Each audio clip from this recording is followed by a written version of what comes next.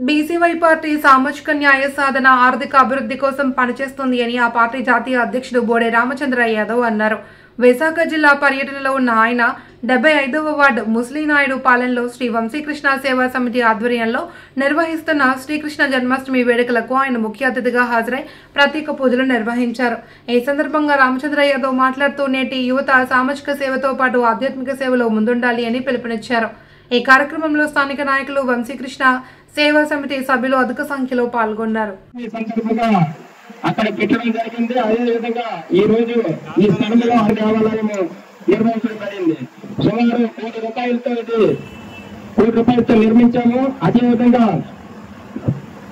2016లో శంకుస్థాపన చేసి 2018లో పూర్తి చేసి శ్రీ మరి పల్లా శ్రీనివాసరావు గారు వ్యయంలో 5 మంది సమగ్రంగా పెట్టే దీనికి అందరూ కూడా దీని కోటి రూపాయలతో ధనసాయం చేసి నిర్వహించిన కలిసిన శ్రీకృష్ణ దేవాలయంలో శ్రీ వంశీకృష్ణ సేవా సమితి ఆధ్వర్యంలో గత 9 రోజుల నుండి జరుగుతున్న శ్రీకృష్ణ జన్మాష్టమి నవరాత్రి ఉత్సవాల్లో భాగంగా ఈరోజు నన్ను ఈ కార్యక్రమానికి ఆహ్వానించిన పెద్దలకు, కమిటీ సభ్యులకు అందరికీ పేరు పేరున హృదయపూర్వక నమస్కారాలు తెలియజేస్తూ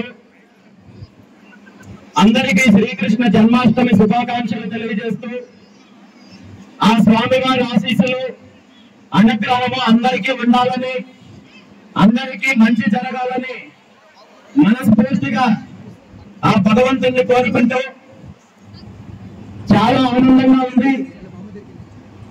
గతంలో మనం తీసుకున్నట్టయితే శ్రీకృష్ణ జన్మాష్టమి అంటే కేవలం ఇళ్లలో మనం చేసుకునే ఒక పూజా కార్యక్రమమో లేదా ఎక్కడో పెద్ద పెద్ద నగరాల్లో చిన్న చిన్న మండపాలు కట్టి చేసే కార్యక్రమం దగ్గర నుండి ఈ రోజు నగరాలు, పట్టణాలు, గ్రామాలు, మారుమూల గ్రామాల్లో కూడా శ్రీకృష్ణ దేవాలయాలు నిర్మించి, మండపాలు నిర్మించి అనేక రకాలైన పూజా కార్యక్రమాలతో పాటు సేవా కార్యక్రమాలు, అన్నదాన కార్యక్రమాలు చేస్తూ సామాజిక కార్యక్రమాలు చేయడము చాలా సంతోషించదగ్గ విషయము.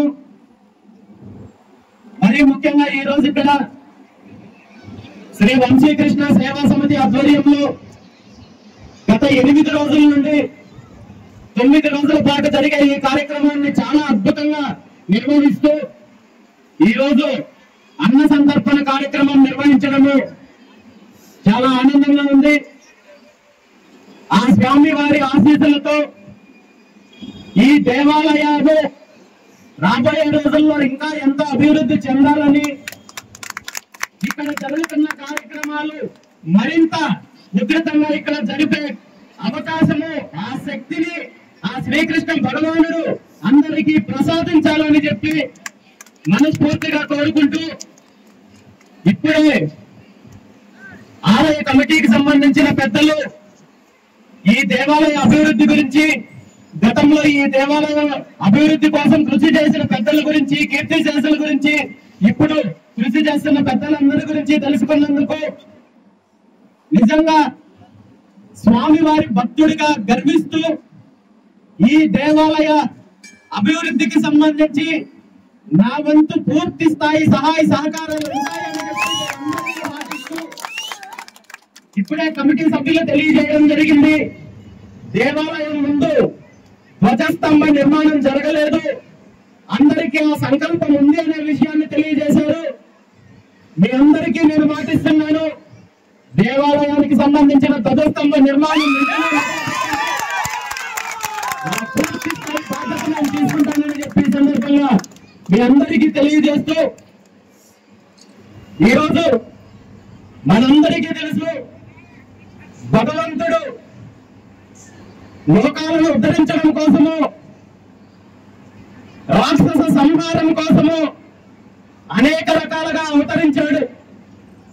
ఒక్క అవతారానికి ఒక్కొక్క లక్ష్యం ఉంటుంది. ఒక్క అవతారంలో ఒక్కొక్క రాక్షస సంహారం చేశాడు.